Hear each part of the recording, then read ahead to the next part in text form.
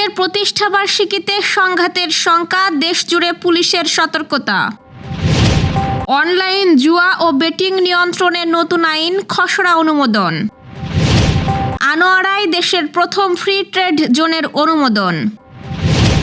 হাম ও উপসর্গে রোগী লাখ ছাড়ালো, মৃত্যু 666।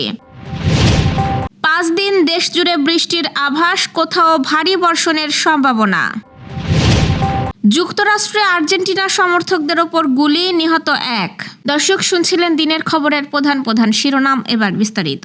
তার আগে আমাদের ইউটিউব চ্যানেল সাবস্ক্রাইব করুন এবং সব খবর পেতে ফেসবুক পেজ ফলো করে রাখার পাশাপাশি ওয়েবসাইট ভিজিট করুন।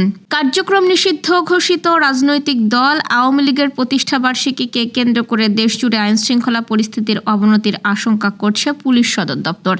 এই উপলক্ষে দলটির নেতাকর্মীরা প্রকাশ্যে কর্মসূচি পালনের চেষ্টা করলে জাতীয় নাগরিক পার্টি ও বৈষম্য বিরোধী ছাত্র আন্দোলনের সঙ্গে তাদের সংঘর্ষ হতে পারে।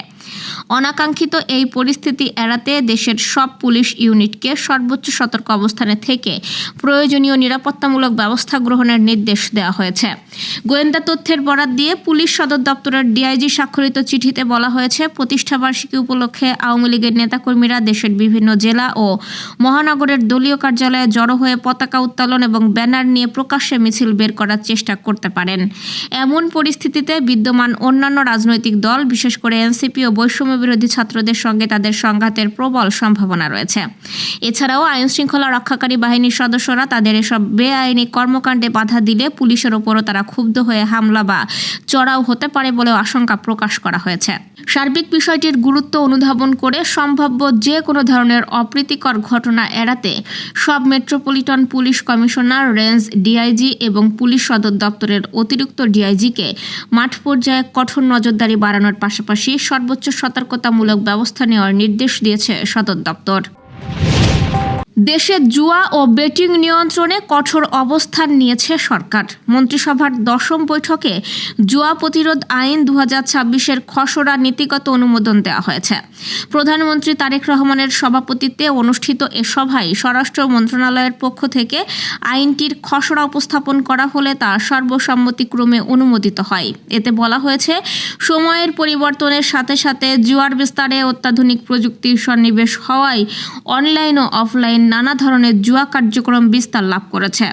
ফলে জনশৃঙ্খলা রক্ষা, অপরাধ প্রবণতা হ্রাস, অর্থসামাজিক ও মানসিক ক্ষয়ক্ষতি প্রতিরোধকল্পে এ সকল জুয়া কার্যক্রমের উপর সমসাময়িক উৎকর্ষিত প্রযুক্তির সুবিধা গ্রহণ করে যথাযথ তত্ত্বাবধান ও আইনগত কাঠামো প্রদানপূর্বক রাষ্ট্রের সার্বিক নৈতিক ও অর্থনৈতিক ভারসাম্য রক্ষার্থে দ্য পাবলিক গ্যাম্বলিং অ্যাক্ট 1867 প্রয়োজনীয় সংশোধনের মাধ্যমে হালনাগাদ ও যুগোপযোগী করে জুয়া প্রতিরোধ আইন 2026-এর খসড়া প্রণয়ন করা হয়। প্রস্তাবিত খসড়া আইনের উল্লেখযোগ্য বৈশিষ্ট্যসমূহ হল জুয়া খেলা, জুয়ার স্থান, জুয়ার সামগ্রী, ডিজিটাল সম্পদ, digital gambling platform, digital wallet, totalizator, online ও দূরবর্তী জুয়া, বাজি বা পন, বেটিং, বাজিকর বা বুকমেকার, ম্যাচিং, ফিক্সিং বা স্পট ফিক্সিং সহ জুয়া সংক্রান্ত বিভিন্ন বিষয়ের সংজ্ঞা দেওয়া হয়েছে এবং অপরাধের প্রকৃতি ভেদে বিভিন্ন ধরনের সাজার অর্থাৎ অর্থদণ্ড, কারাদণ্ড এবং উভয়দণ্ডের বিধান রাখা হয়েছে। পরে মন্ত্রিসভা কর্তৃক জুয়া প্রতিরোধ আইন 2026-এর খসড়া লেজিসলেটিভ ও সংসদ বিষয়ক বিভাগের ভেটিং সাপেক্ষে চূড়ান্ত অনুমোদন করা হয়েছে। চট্টগ্রামের আনোয়ারায় দেশের প্রথম মুক্ত বাণিজ্য অঞ্চল বা ফ্রি ট্রেড জোন প্রতিষ্ঠার প্রস্তাব অনুমোদন দিয়েছে অর্থনৈতিক বিষয়ক সংক্রান্ত মন্ত্রিপরিষদ কমিটি। সরকারের আশা, এই উদ্যোগ বাস্তবায়িত হলে বাংলাদেশ আন্তর্জাতিক বাণিজ্য সরবরাহ চেইন ব্যবস্থাপনা ও আঞ্চলিক লজিস্টিক কেন্দ্র হিসেবে নতুন অবস্থানে পৌঁছাবে। গত 17 জুন অর্থমন্ত্রী আমির খসরু মাহমুদ চৌধুরীর সভাপতিত্বে অনুষ্ঠিত সিসিই এর বৈঠকে বাণিজ্য বিনিয়োগ ও রপ্তানি সক্ষমতা বৃদ্ধির লক্ষ্যে এই প্রস্তাব অনুমোদন দেওয়া হয়।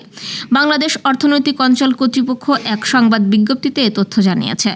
বেজা বলেছে, আন্তর্জাতিক মানদণ্ড অনুসরণ করে দেশে একটি আধুনিক মুক্ত বাণিজ্য অঞ্চল প্রতিষ্ঠার লক্ষ্যে দীর্ঘদিন ধরে কাজ করা হচ্ছে।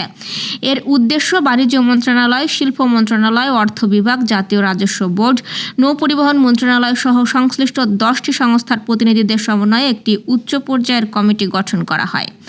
কমিটি বিশ্বের বিভিন্ন দেশের ফ্রি ট্রেড জোন পরিচালনার ব্যবস্থা, আইন, নীতিমালা, প্রণোদনা, কাঠামো পর্যালোচনা করে বিস্তারিত প্রতিবেদন প্রস্তুত করে।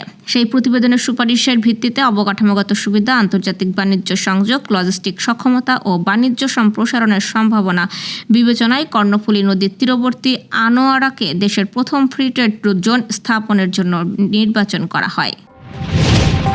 দেশে চলতি বছরের হাম পরিস্থিতি উদ্বেগজনক রূপ নিয়েছে। রোগী শনাক্ত ও উপসর্গে আক্রান্তের মোট সংখ্যা 1 লাখ ছাড়িয়ে গেছে। স্বাস্থ্য অধিদপ্তরের সর্বশেষ তথ্য অনুযায়ী এবছর এখন পর্যন্ত হাম ও উপসর্গে আক্রান্ত হয়েছে 1,677 জন। একই সময়ে মৃত্যু হয়েছে 666 জনের, যা 2 দশকের মধ্যে সর্বোচ্চ। স্বাস্থ্য অধিদপ্তর জানিয়েছে, গতকাল বৃহস্পতিবার সকাল 8টা পর্যন্ত আগের 24 ঘন্টায় 139 জনের শরীরে হাম শনাক্ত হয়েছে। একই সময়ে উপসর্গ নিয়ে হাসপাতালে এসেছে 1009 জন। এ পর্যন্ত মোট শনাক্ত রোগী 10,773 এবং উপসর্গে আক্রান্ত হয়েছে 89,909 জন। চলতি বছরের শুরু থেকেই দেশে হামের প্রকোপ বাড়তে থাকে। ফেব্রুয়ারির শেষ দিকে রোগটি সারা দেশে ছড়িয়ে পড়ে। পরিস্থিতি গুরুতর হওয়ায় 15 মার্চ থেকে হাম সংক্রান্ত তথ্য ও পরিসংখ্যান সংরক্ষণ শুরু করে স্বাস্থ্য অধিদপ্তর। বিশ্ব স্বাস্থ্য সংস্থার তথ্য অনুযায়ী এর আগে 2005 সালে দেশে সর্বোচ্চ 25,000 বেশি শিশু হাম আক্রান্ত হয়েছিল। স্বাস্থ্য অধিদপ্তরের তথ্য বলছে, এই পর্যন্ত হাম ও এর উপসর্গ নিয়ে দেশের বিভিন্ন হাসপাতালে ভর্তি হয়েছে 74,184 জন। তাদের মধ্যে 70,503 জন চিকিৎসা শেষে হাসপাতাল ছেড়েছে। 24 ঘন্টায় হামের উপসর্গ নিয়ে আরও 5 জনের মৃত্যু হয়েছে। এতে উপসর্গযুক্ত রোগীদের মৃত্যুর সংখ্যা বেড়ে দাঁড়িয়েছে 573। এর বাইরে পরীক্ষায় শনাক্ত হওয়া 93 জন রোগীর মৃত্যু হয়েছে। 24 ঘন্টায় হাম শনাক্ত হয়েছে 139 জনের শরীরে এবং উপসর্গ শনাক্ত হয়েছে 1009 জনের শরীরে। মৃত্যুর দিক থেকে সবচেয়ে বেশি ঢাকা বিভাগে, এখানে মারা গেছে 297 জন। এরপর রাজশাহীতে 89, সিলেটে 75, চট্টগ্রামে 58, বরিশালে 57, ময়মনসিংহে 55, খুলনায় 27 এবং রংপুরে 8 জনের মৃত্যু হয়েছে। দেশের বিভিন্ন অঞ্চলে আগামী 5 দিন বৃষ্টি ও বজ্রসহ বৃষ্টির প্রবণতা অব্যাহত থাকতে পারে বলে জানিয়েছে বাংলাদেশ আবহাওয়া অধিদপ্তর। একই সঙ্গে দেশের কোথাও কোথাও মাঝারি ধরনের ভারী থেকে ভারী বর্ষণও হতে পারে।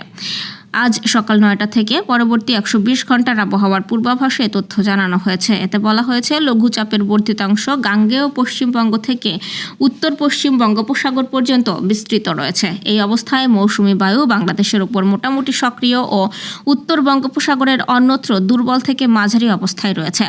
পূর্বাভাস অনুযায়ী আজ সকাল 9টা থেকে আগামী 24 ঘন্টায় রংপুর, ময়মনসিংহ, ঢাকা, খুলনা, বরিশাল, চট্টগ্রাম ও সিলেট বিভাগের অনেক জায়গায় এবং রাজশাহী বিভাগের কিছু কিছু জায়গায় অস্থায়ীভাবে দমকা হাওয়া ও বিদ্যুৎ চমকানো সহ হালকা থেকে মাঝারি ধরনের বৃষ্টি অথবা বজ্রসহ বৃষ্টি হতে পারে। একই সময়ে দেশের কোথাও কোথাও মাঝারি ধরনের ভারী থেকে ভারী বর্ষণের সম্ভাবনাও রয়েছে। এ সময় সারা দেশে দিন ও রাতের তাপমাত্রা প্রায় অপরিবর্তিত থাকতে পারে। আগামীকাল শনিবার সকাল 9টা থেকে পরবর্তী 24 ঘন্টায় রংপুর, ময়মনসিংহ, খুলনা, বরিশাল, চট্টগ্রাম ও সিলেট বিভাগের অনেক জায়গায় এবং রাজশাহী ও ঢাকা বিভাগের কিছু কিছু জায়গায় বৃষ্টি অথবা বজ্রসহ বৃষ্টি হতে পারে। কোথাও কোথাও মাঝারি ধরনের ভারী থেকে ভারী বর্ষণ হতে পারে। এদিনে দিনের তাপমাত্রা সামান্য বাড়তে পারে, তবে রাতের তাপমাত্রায় প্রায় অপরিবর্তিত থাকতে পারে। যুক্তরাষ্ট্রের মিসৌরি অঙ্গরাজ্যের কানসাস সিটিতে ধারাবাহিক গুলিবর্ষণের ঘটনায় 1 জন নিহত এবং 4 জন আহত হয়েছেন। আহতদের মধ্যে আর্জেন্টিনা ফুটবল দলের সমর্থকদের বহনকারী এক উবার চালকও রয়েছেন। পুলিশ জানিয়েছে, এই ঘটনায় জড়িত সন্দেহভাজন 22 বছর বয়সী এক ব্যক্তি এখনও পলাতক। তাকে সশস্ত্র ও অত্যন্ত বিপজ্জনক হিসেবে বিবেচনা করা হচ্ছে। স্থানীয় সময় মঙ্গলবার সন্ধ্যা 6টা থেকে 6:30টার মধ্যে শহরের প্রায় 5 মাইল এলাকায় 5টি পৃথক গুলিবর্ষণের ঘটনা ঘটে। ঘটনাস্থলগুলো আর্জেন্টিনা ও আলজেরিয়ার ম্যাচ অনুষ্ঠিত হওয়া অ্যারোহেড স্টেডিয়াম থেকে অন্তত 4 মাইল দূরে ছিল। দর্শক, এ ছিল দুপুরের আয়োজন। সন্ধ্যার খবর দেখার আমন্ত্রণ রইল। এতক্ষণ সাথে থাকার জন্য ধন্যবাদ।